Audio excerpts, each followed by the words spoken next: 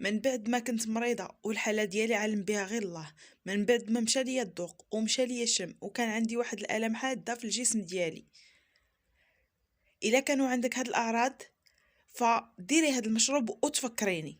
الا كان عندك الم في الحلق، الم في الراس، الم في الجسم كامل، الدوخه والكحه، ضيق في التنفس، ما عليك غير بهاد الوصفه. وصفة غزالة وكتقوي حتى المناعة. غير جربوها وما تنساوش هاد الفيديو خصو يوصل لأكبر عدد من اللايكات، وباش يوصل لأكبر عدد من الناس لينا الأجر كاملين إن شاء الله والله يشافي الجميع. تبعوا معايا الفيديو حتى الأخير باش تشوفوا طريقة الاستعمال وطريقة التحضير. كيف ما قلت لكم فهاد الوصفة زوينة بزاف لجميع الآلام اللي كيكونوا عندنا في هاد الفترة هادي. اللي قلت لكم اي اعراض كيكونوا عندكم فبهاد الوصفه غادي تخلصوا من جميع المشاكل اللي كيكونوا وكتقوي المناعه. ما نقولش لكم عليها، بقاو معايا وتبعوا معايا الفيديو حتى الاخير. الله على بركة الله غادي نبداو الوصفه ديال اليوم. كيف ما غادي تلاحظوا معايا هنايا اول حاجه اللي غادي نحتاجوها اللي هي كأس من الحليب. كيف ما كنعرفوا ان الحليب زوين زوين بزاف، سيرتو الا ضفنا له واحد المكون اللي هو رائع رائع رائع وكيعطينا نتيجه زوينه في هذه الوصفه وغادي تنجح معكم من اول استعمال. غادي يكون شفاء تام ان شاء الله من اول يوم. كيف ما قلت لكم هنايا عندي واحد الكأس من الحليب. بالنسبه للحليب فهو كامل الدسم. بزاف كيقولوا لي شنو هو حليب كامل الدسم. حليب كامل الدسم اللي كيكون حليب طبيعي، يعني حليب طبيعي. وغادي نحتاجو منه كيف ما قلت لكم كأس. كيف ما كتلاحظوا غادي ناخذ هنايا واحد الكاسرونه اللي غادي نوضع فيها هذا الحليب هذا على هذا الشكل.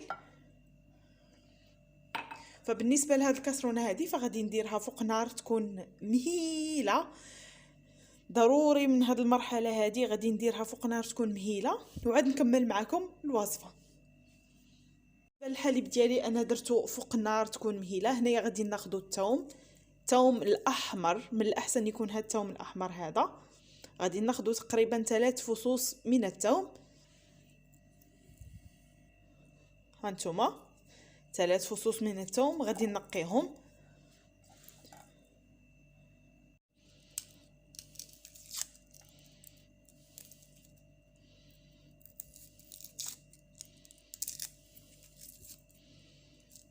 على هذا الشكل.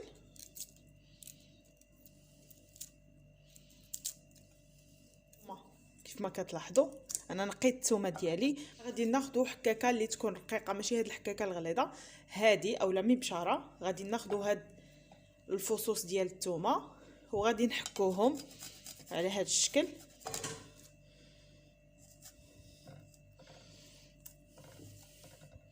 هي الكميه اللي كنحصل عليها. هانتوما كيف ما كتشوفوا ديال 3 الفصوص من الثوم غادي نخليهم على جنب.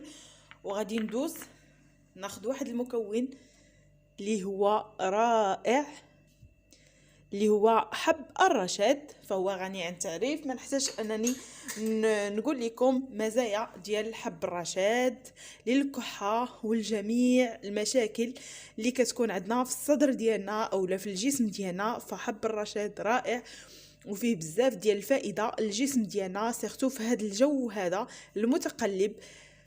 فهنا كيف ما كتشوفوا عندي حب الرشاد اللي غادي ناخذ منه ملعقه صغيره تكون ممتلئه في داك الكاس هذاك. المهم دابا بالنسبه للحليب ديالنا ها هو سخلينا مزيان. غادي ندوز وغادي نوضع فيه هاد الثوم هادي، يعني 3 فصوص ديال الثوم غادي نوضعهم في هاد الحليب هذا. كيف كتلاحظوا فهو ساخن. وغادي نوضع هنايا ملعقه ممتلئه من حب الرشاد، ملعقه ممتلئه من حب الرشاد. غادي نحرك مزيان وغادي ندوز نديرو فوق نار لمده ديال دقيقه ما كاملاش، غير دقيقه فوق نار وتبقى مهيله، يعني من نجهدوش على البوطه.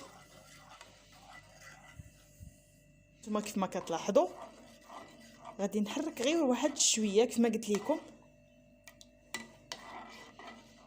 دقيقه ما كاملاش، وغادي نطفي عليه البوطه اولا النار.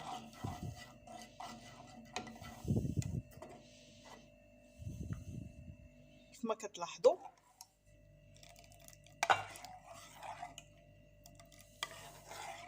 دابا غادي نضيفو في هذا الكأس هذا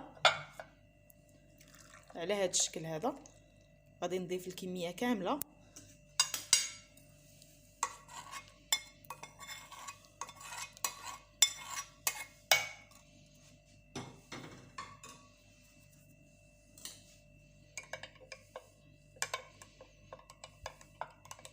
فهاد حب الرشاد والثومه فما كنحسوش نهائيا بالبنه ديالهم او النكهه ديالهم، حيت كنشربوه وكالو كتكون زوينه صراحه، ما فيها حتى شي حاجه ما غاديش تعجبنا، بالعكس فهو شفاء ودواء رائع رائع ما نقولش لكم عليه.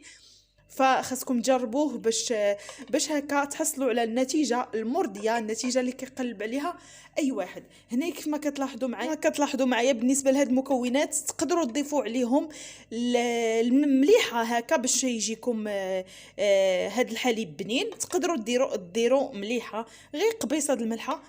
وبالنسبه للناس اللي ما غاديش يقدروا يشربوه هو بهاد المكونات تقدروا تصفيوه. المهم هذه هي الوصفه. هنايا راه حيت هاد المكونات طلقوا لينا المفعول ديالهم في الحليب، تقدروا تصفيوه من الاحسن بلا ما تصفيوه، يعني شربوه وبهاد المكونات فهو رائع.